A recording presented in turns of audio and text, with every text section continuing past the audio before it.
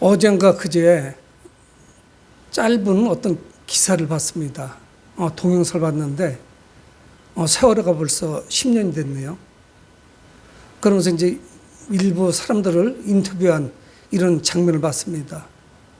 우리에게는 잊혀지고 어떤 그 사고와 세월호 그 사건 자체가 어떻게 된 것인지, 그리고 잘못을 누가 한 것인지, 왜 그들이 피해를 입어야 되는지 수많은 이야기를 할 수 있을 것인데, 사실은 우리는 그래도 좀 멀리 떨어져 있는 사람들이죠.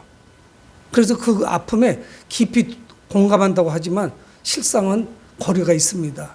하지만 그 부모님이나 아니면 그 비슷한 나이대의 그 지역, 세월호 사건이나 사고가 일어난 그 학교와 인근에서 같은 또래로서 학교 생활을 했던 사람들까지 그 트라우마가 있더라고요.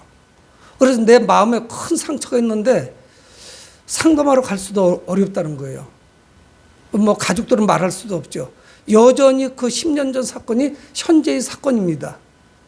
그리고 아마 그들에게는 10년 후에도 이 사건은 계속적으로 재현될 거예요. 아마 그의 생명이 끝나는 그날까지 자기 자녀들 때문에 세상을 떠난 자녀들 때문에 어려움을 겪지 않겠습니까? 어떤 말로 위로할 수 있겠어요? 여러분, 이것을 누구를 처벌하고 누가 잘못했다 아니면 뭐 보상을 받고 뭐 이런 문제는 아닌 것 같습니다. 여러분, 우리가 살아가는 이 세상에는 불의와 그 거짓이 가득합니다. 강자가 약자를 이기고, 목소리가 큰 사람이 그 목소리가 낮은 사람, 작은 사람을 이기고, 그래서 우리는 하나님께 부르짖죠. 하나님이 정말 계신가? 하나님이 살아계신 것인가? 하나님이 계신 것이라면 이런 상황 가운데 왜 하나님은 침묵하시는가? 누구나 신정론, 하나님은 과연 정의로우신 분이신가? 왜 세상에 불의가 가득하지? 이런 생각을 하죠. 오늘 본문도 그 표제에 다윗이 인도자를 따라 현악에 맞춘 노래라고 말씀하고 있습니다. 이 다윗도 이런 말할 수 없는 고난을 통과합니다. 여러분, 그런데 다윗이 어디가 악했다던가 잘못이 있었다던가 뭐 이런 것을 찾기는 쉽지 않습니다. 그런데 오늘 3편과 4편을 보면은 어딘가 많이 닮아 있어요. 3편에서 반복할 말씀을 4편에서도 반복을 합니다. 그래서 이스라엘 백성들은 시편 3편은 아침의 기도, 그래서 아침의 노래요, 기도로 하나님께 영광을 돌리고, 4편은 저녁 나절에 저녁의 노래로, 저녁의 시래로 하나님께 읊조립니다. 그러니까 이 3편과 4편은 연결고리가 있습니다. 이 시편 4편에서는 이 다윗이 지금 고난을 겪고 있는데, 위기 가운데 있는데 이유가 무엇인지, 원인이 무엇인지는 밝히지 않아요. 그런데 3편 표제에는 말씀하고 있습니다. 3편 표제에 다윗이 그의 아들 압살롬을 폐할 때 지은 시. 여러분, 다윗에게 이 압살롬은 사랑스러운 아들이었습니다. 근데 어느 날 그 아들이 세력이 점점 커지더니 반역합니다. 주변에서 부추긴 것도 있죠. 그래서 왕권을 차지했어요. 여러분, 그런데 엄연히 아버지 다윗은 살아 있습니다. 그래서 성경 보면 사무엘 하에 그 아버지가 밤중에 아마 신발이나 신었나 모르죠. 야반도주예요. 뭐 그렇게밖에 표현할 수가 없어요. 아마 그 속으로는 엄청난 눈물을 흘리며, 뜨거운 눈물을 흘리면서 그 아들에 대한 배신감을 가지고 시온산을 넘어갑니다. 그래서 그 밤중에 도주하는 거예요. 뭐가 보였겠어요? 불을 밝힐 수가 있었겠어요? 몇몇 동행하는 사람들과 함께 그 산을 넘어가죠. 이제 언제 돌아올 수 있을지 모릅니다. 영원히 못 돌아올지도 몰라요. 아마 지금 이렇게 피해가면은 생명을 잃을지도 모릅니다. 여러분, 그 배신감이 이루 말할 수 없었을 거예요.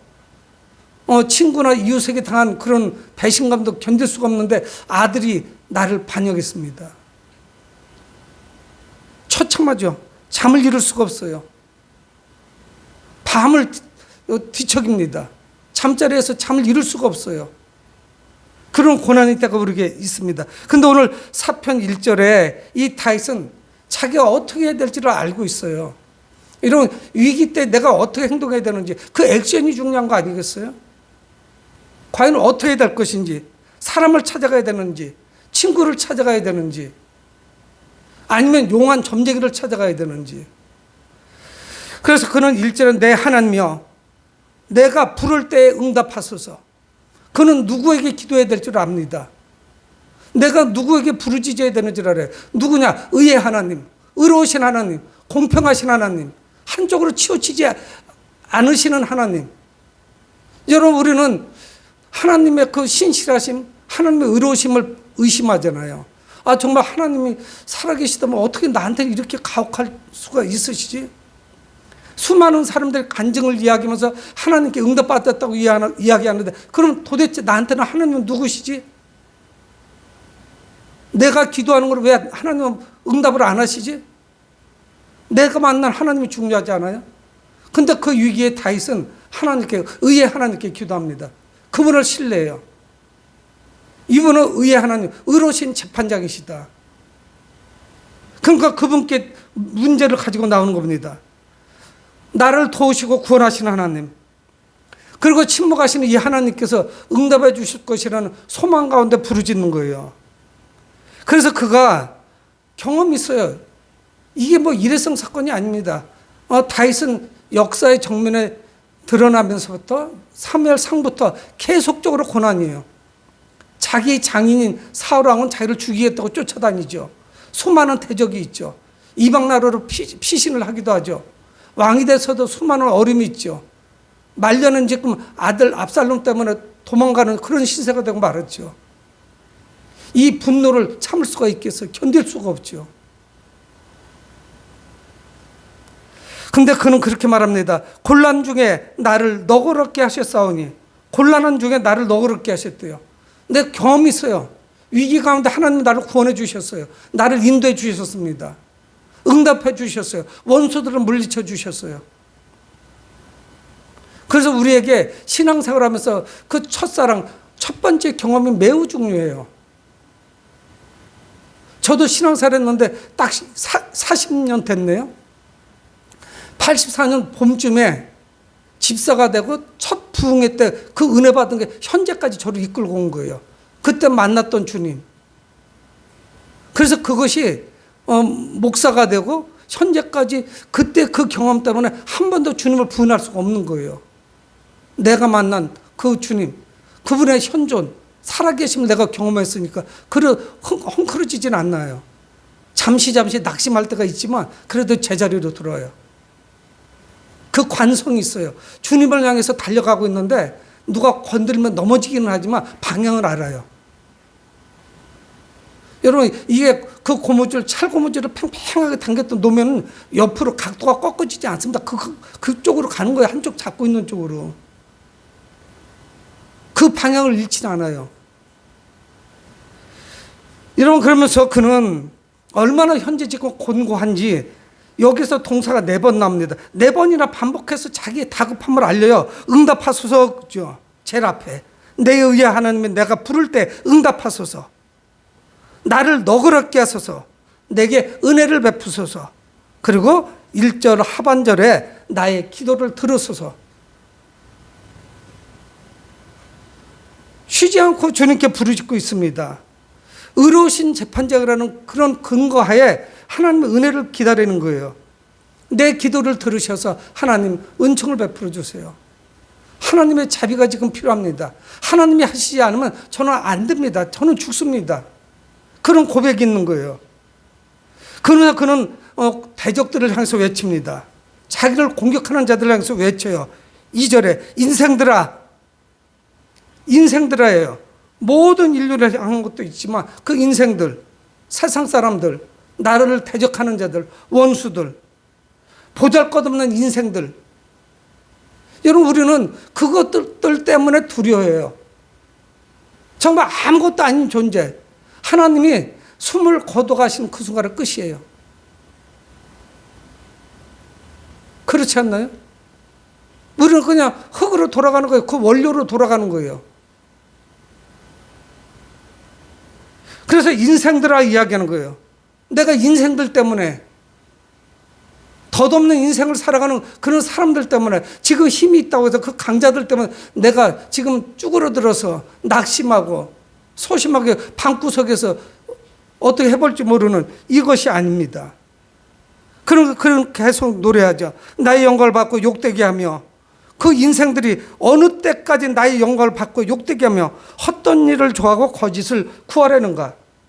그 다윗의 영광, 하나님께로부터 온 것이죠. 그것을 받고 욕되게 하고 헛된 일을 좋아하고 거짓말을 하고, 그래서 계속 자기를 비방하고 비난하고 헛소문을 퍼뜨리고, 그래서 자신을 비난하는 거죠. 이 모든 것을 다 빼앗겼어요, 현재. 하지만 이것은 영원하지 않습니다. 사람들은 수치심을 주고, 시므이 같은 사람은 피난가는 그 다윗을 향해서 막 저주하면서 욕을 하거든요. 그가 왕위에 있을 때는 꼼짝도 못했었는데 왕위에서 지금 추출돼서 쫓겨나니까 막 저주하는 거예요. 막말을 막 해대는 거예요. 여러분, 원수들은, 우리의 환경은, 내가 지금 가고 있는 이 상황은 우리를 흔들어 놓습니다. 낙심하게 해요. 그래서 목사님, 저도 참 여러분들에게 부끄러운 게 하나가 뭐냐면, 막 일이 생겼을 때는 흥분하고 자제를 못해요. 그리고 당황합니다. 때로는 낙심하기도 해요. 이거는 끝났구나. 여러분, 근데 시간이 지나가면 그때 내가 어리석었구나. 이 문제는 그런 문제가 아니었는데 하나님이 분명 문제 해결 방법을 알고 계셨고 그렇게 해결해 주시는데 내가 조금 흥분했구나. 상황에 너무 이게 깊이 들어가서 내가 믿음을 잠깐 놓쳤구나 하게 돼요. 이것이 계속 누적되고 축적되니까 이제 어떻게 되냐, 일이 생겼을 때 조금 발을 한 발 뒤로 빼요.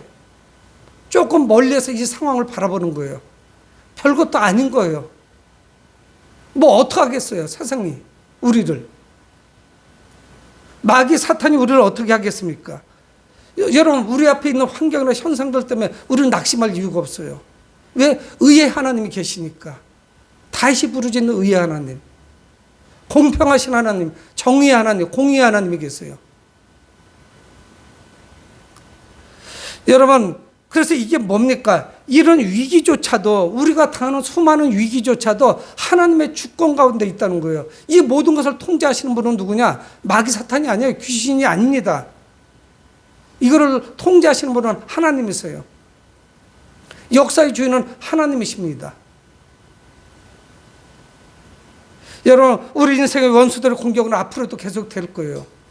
지금도 그렇지만 현재도 그렇고 미래에도 공격이 계속돼요. 여러분, 그러니까 우리가 기도할 때 하나님 형통하게 해주세요. 이게 얼마나 유치한 기도인지 몰라요. 힘든 일을 하나도 안 생기게 해달라는 거, 난 못 견디니까 좋은 길로만 가겠다는 거예요. 그래서 그 따뜻한 그 온상 속에서만 나는 크겠다는 거예요. 여러분, 그거는 우리 생명이 끝나야만 그게 가능해요. 천국에서. 우리는 부딪히고 그리고 그것을 격파하는 거예요. 그리고 이겨나가는 거예요. 세상과 맞짱 뜨는 거예요. 뭐가 그렇게 두렵고 뭐가 그렇게 불안합니까? 여러분, 우리는 조급해지고 감정적인 반응을 보여요. 조급하면 조급할수록 일을 그르칩니다. 여러분, 하나님의 은혜가 우리에게 충만하게 되면 우리는 하나님의 눈으로 사물을 바라보는 거예요. 환경을 바라봐요. 이 사건은 결국은 나를 훈련시키는 사건이구나. 늘 그래서 그 답이 나오는데 그게 뭐냐면, 내가 이 과정을 지나갔더니 내 신앙이 견고해졌구나. 인내심이 생겼구나. 내 신앙이 더 성숙해졌구나. 주님께 더 가까이 왔구나 하는 것을 느낀다고요. 순탄하지 않은 삶이 나를 키우고 있는 거예요. 그 연단이 나를 성장시킵니다.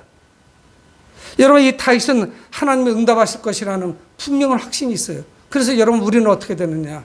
힘들고 어려울 때 낙심하기보다 기도의 자리로 나오셔야 돼요. 주님을 부르짖어야 돼요. 주님을 찾으셔야 됩니다. 근데 이 다윗은 참 대범해요.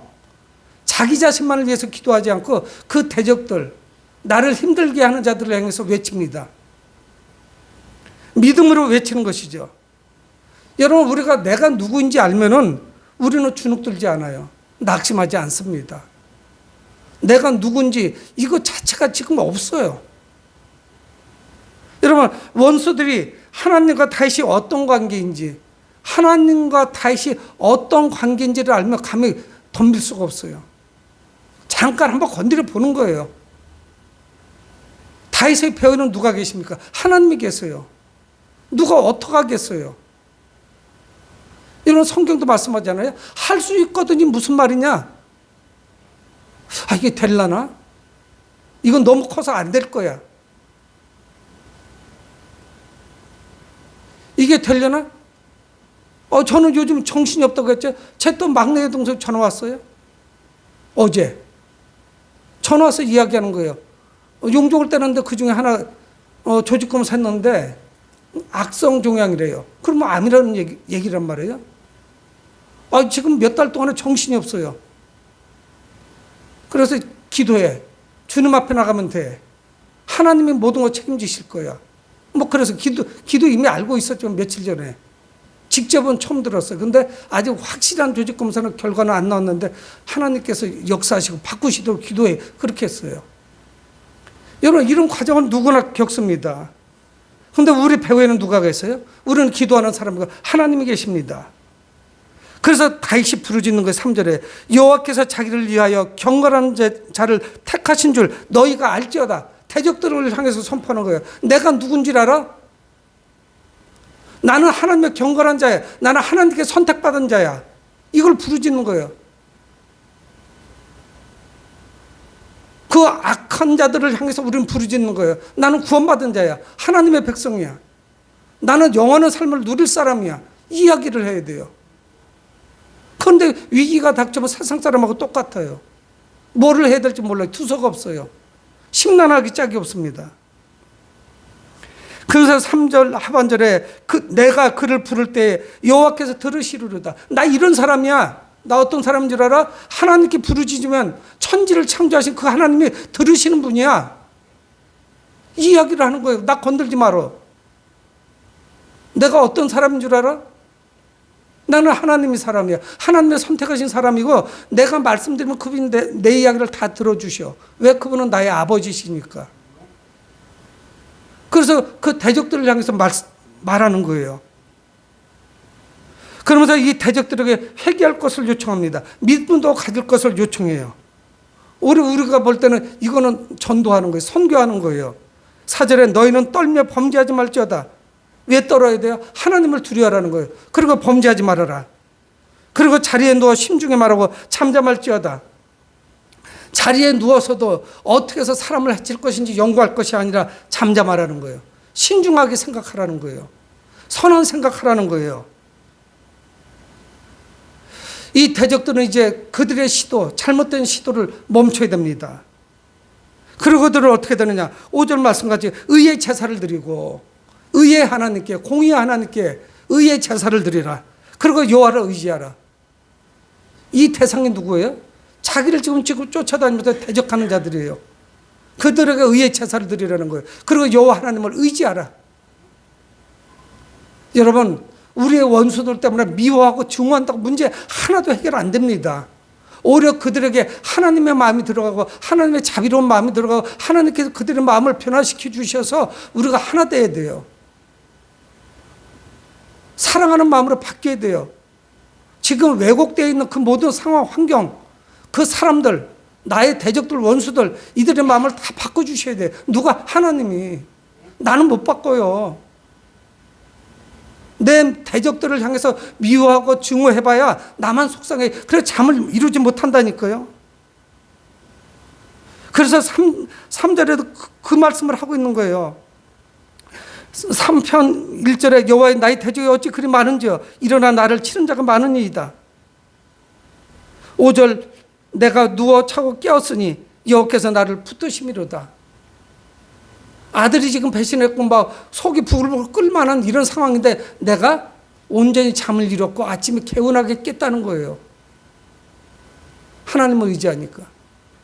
여러분, 그래서 세상을 향해서 우리는 그렇게 선포해야 됩니다. 그래서 우리의 삶은 우리의 예배와 우리의 믿음과 내 삶과 내가 살아가는 인생 여정은 분리될 수 없어요. 여러분, 어떻게 우리의 예배와 우리의 삶이 분리가 됩니까? 분리가 되니까 예배 따로, 하나님 따로, 내 삶 따로예요. 그래서 늘 낙심하고 힘겹게 살아가는 거예요. 여러분, 우리는 내가 믿는 바, 사도신경이 뭐예요? 나의 믿는 바예요. 믿음의 고백이라고요. 나의 믿는 바가 내 삶으로 드러나야 돼요. 네가 믿음이 있다는 것을 어떻게 드러나고 내 삶을 통해서 드러내는 거죠. 내 믿음이 삶으로 드러나지 않으면 이거는 믿음이 아닌 거죠. 한 번은 변화되지는 않겠지만 서서히 조금씩 변화되어 가는 거예요. 여러분, 우리의 삶 전체가 예배가 돼서 거룩하신 하나님께 드려져야 됩니다. 그래서 주일날도 예배요. 내 삶 하루 종일도 예배요. 잠자는 것도 예배요. 누가 건들 수 있을 것이면 내 삶이야말로 주님을 닮은 삶이 되지 않겠어요? 그래서 사무엘상 15장 22절에 하나님을 배역한, 배신한 사울왕을 향해서 말씀하잖아요. 순종이 제사보다 낫고 듣는 것이 순양기름보다 낫다. 제사 드린다고 와가지고 온갖 재물 드리는 것보다 순종하라는 거예요. 말씀을 잘 들으라는 거예요. 사울왕은 두 번 결정적으로 하나님의 말씀을 거역하죠. 그건 믿음의 삶이 아니죠. 그래서 오늘 다윗은 자신의 믿음을 대적들에게 전합니다. 그러니까 이게 뭐예요? 내 믿음이 있지만 이 믿음을 나 하나만의 믿음으로 간직하고 있지 않아요. 이걸 전하는 거예요. 그게 전도요, 선교 아니겠습니까? 내가 가지고 있는 이 믿음을 누군가에게 전하는 거예요. 여러분, 우리는 믿고 깨닫는 것을 적극적으로 전합니다. 다른 사람들에게 내가 가지고 있는 그 믿음을 전할 때, 그 고백을 전할 때 내가 훨씬 더 성장해요. 내가 성숙해집니다. 여러분, 사람들은 여전히 하나님을 불신합니다. 부정해요. 하나님 안 계시다는 거예요. 하나님이 계시다는 것을 알면 안 나올 수가 없죠. 여러분, 우리가 하나님이 살아계시다는 그 분명한 사실을 우리가 확정적으로 믿고 있다면 우리의 믿음이 뜨거울 수밖에 없어요. 흔들릴 수가 없습니다. 그래서 세상 사람들은 뭐라고 말하느냐? 6절에 여러 사람의 말이 우리에게 선을 보일 자 누구냐? 우리에게 선을 보일 자 누구냐 이야기한다는 거예요.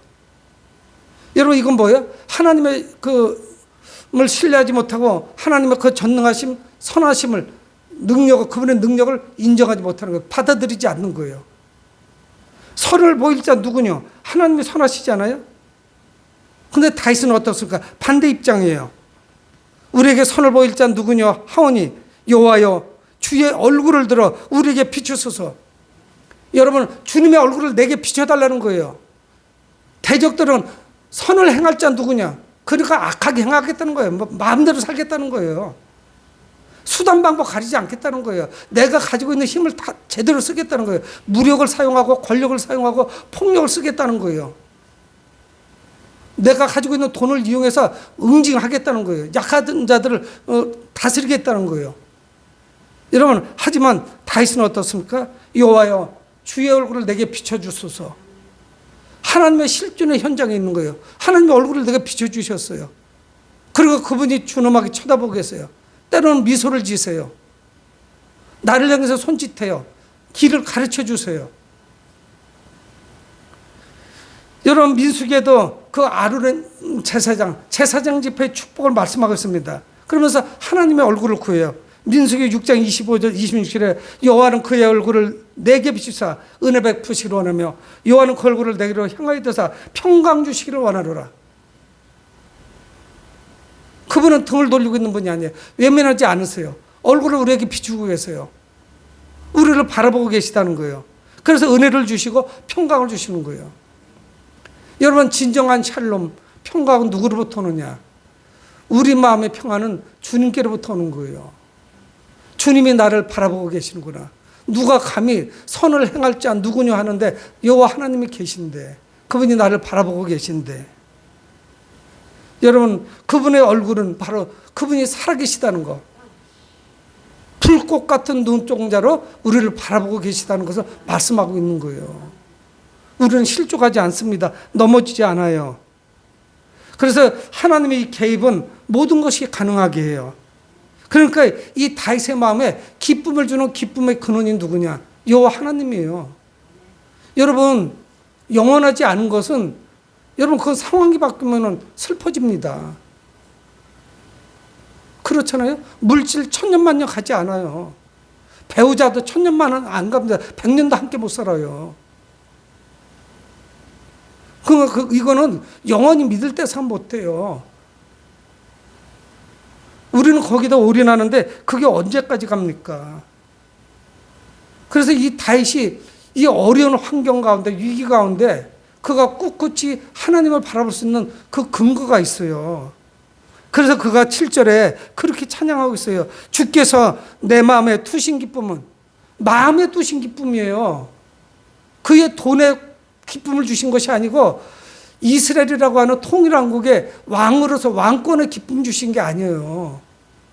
여러분, 국회의원 선거가 지난 수요일날 끝났습니다. 떨어진 사람들 얼마나 속쓰리겠어요 지금. 그것도 몇 번씩 해먹은 사람들 더 힘들 거예요. 허탈 가면 이루 말할 수 없을 거예요. 왜? 그 국회의원 자리에, 의원 자리에다가 모든 것을 걸었으니까 허탈한 거죠. 그 상실감은 이루 말할 수 없을 겁니다. 근데 다윗은 뭐예요?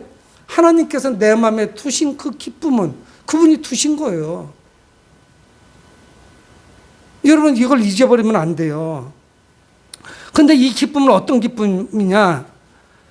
내 마음에 두신 그 기쁨은 그들의 곡식과 포도주가 풍성할 때보다 더하니이다. 여러분, 농경사에서 모든 경제가 하나예요. 무슨 경제가 있습니까? 뭐 무역을 합니까? 제조업이 있어요. 자동차를 만들어요. 비행기를 만들어요. 그렇잖아요. 다 수공업이고 기껏 해봐야 농경사입니다. 농사 짓는 거예요. 그 가을이 돼서 그 들판에 나가서 추수하는 그 기쁨, 포도를 따서 해포도주로 담그는 그런 과정, 곡식을 추수해서 그 곡간 창고를 채우는 그 과정, 이것이 얼마나 큰 기쁨이겠어요. 근데 하나님께서 다윗의 마음에 두신 그 기쁨은 그 추수의 기쁨을 능가한다는 거예요. 여러분, 근데 우리는 그걸 잃어버리면 상실감을 느끼잖아요. 이제 내가 어떻게 살아갈꼬? 내게 아무런 희망도 소망도 없네. 그런데 그게 아닌 거예요. 곡식과 새 포도주보다 이 기쁨이 더 기쁜 거예요. 하나님이 내게 주신 그 기쁨. 포도주를 잃어버려도, 농사를 수확할 것이 아무것도 없어도 그는 그렇지 않은 거예요. 그래서 그가 어떻게 하느냐? 8절에 내가 평안히 눕고 자기도 하리니, 그거 갖고 고민하지 않아요. 불변적으로 고통당하지 않습니다. 왜? 기쁨을 주시는 하나님이 계시니까. 그분이 이미 기쁨을 주셨는데 뭐 그게 뭘 문제예요. 여러분, 시편 3편과 4편에 하나님을 원망하는 게 여기 어디 있어요? 그는 삶을 그냥 관주하고 즐기는 거예요. 인생이 다 이렇지 뭐. 이렇게 보는 거예요. 힘들 때도 있고 좋을 때도 있고. 그러나 나는 언제나 기뻐. 왜? 하나님이 주신 기쁨이니까. 그분이 내게 얼굴을 향하고 계시니까. 그래서 내가 평안히 눕고 잔다는 거예요. 이게 잘 수가 있어요? 이놈의 자식, 내가 다시 돌아가기만 하면 너는 내가 홍구정을 내줄 거다. 내가 너를 어떻게 키우고 너를 사랑했는데 아버지를 배신해? 그냥 있으면 너한테 돌아갈 건데. 원래는 솔로몬 차지지만요. 여러분, 대적들에게 쫓겨서 잠이 오겠어요. 마음이 심란하게 짝이 없는데. 마음이 얼마나 아프겠어. 그 배신감. 이름 말할 수 없죠. 그렇지만 하나님을 의지하는 이 다윗은 단잠을 이룹니다. 단잠을 이뤘어요. 여러분, 그는 뭐를 깨달았을까요? 그가 어려서부터 하나님을 신뢰하면서 하나님을 통해 뭐를 깨달았을까요? 8절 하반절에 말씀합니다. 나를 안전히 살게 하시는 이는 오직 여호와시니라. 샬롬의 근원, 그 평강의 근원이 하나님이에요. 사람이 주는 게 아니라니까. 아들이 주는 게 아닙니다. 돈이 주는 것도 아니에요. 왕권이 주는 것도 아닙니다. 누가 주시는다? 나를 안전하게 살게 하시는 분, 나에게 샬롬, 평강을 허락하시는 분은 하나님이세요. 우리 안에 하나님의 샬롬이 충만하셔야 됩니다. 여러분, 다윗이 고통 중에 평안한 마음을 찾는 이유는 무엇일까요? 그는 상황이나 환경, 여건, 조건, 이거에 지배를 받지 않았어요. 그의 기쁨은 세상이 주는 기쁨이 아니었습니다. 내게 기쁨 주는 것이 다 소진돼 버리면은 그러면 또 우리는 슬퍼요. 근데 이 기쁨은 영원토록 우리 안에서 샘솟듯이 솟아나는 것이에요. 여러분, 이 다윗은 하나님의 인도와 보호를 받는 사람이 어떤 기쁨으로 살아가는지 모범을 보여줍니다. 여러분, 오늘 성경에 보니 다윗은 고난 중에도 하나님께 기도했습니다. 그뿐 아니라 대적들에게 하나님의 말씀을 선포했습니다. 다윗에게는 하나님께서 그의 마음에 주신 그 기쁨이 어떤 기쁨이었냐? 가을의 추수보다, 새 포도주보다 더 큰 기쁨이었어요. 이 기쁨은 환경의 지배를 절대 받지 않았습니다. 다윗은 자신이 누리는 하나님의 삶을 다른 사람들에게도 전하는 거예요. 의의 제사를 드리고 하나님을 의지하라. 그러면 너희들 나와 같은 기쁨을 누릴 것이다. 이렇게 전했어요. 악을 선으로 갚아요. 사랑하는 성도 여러분, 다윗과 같이 환경을 뛰어넘는, 환경을 초월하는, 우리의 조건을 뛰어넘는 그 기쁨과 평강의 사람이 되시길 주의 이름으로 축복을 드립니다. 고마우신 아버지 하나님, 주의 은혜를 감사합니다.